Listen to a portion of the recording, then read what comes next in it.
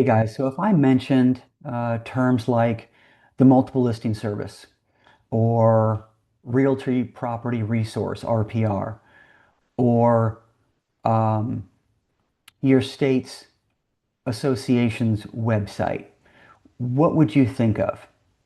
Okay, so what I think of is they are an incredible resource by which to teach you things about the market. All right. And so my message today is if you don't know the market.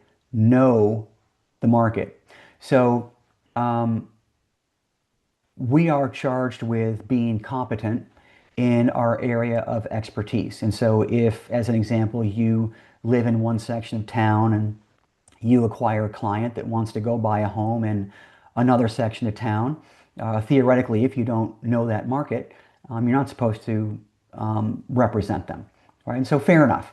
But how do you become competent? How do you quote unquote know the market?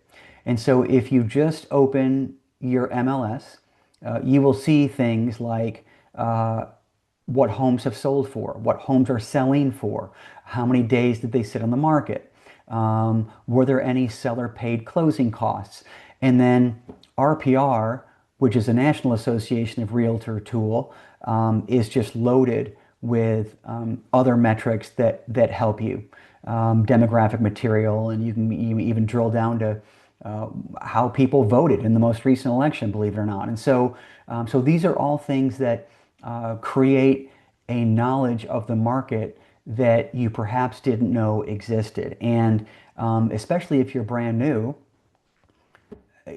clients are going to ask you, how's the market doing? And so you need to have answers for that, even though you may not have had any closings lately or at all yet. And so I'm just here to tell you that RPR and the MLS and your local association's website and some other tools give you all the answers, right? So again, if you don't know the market, know the market.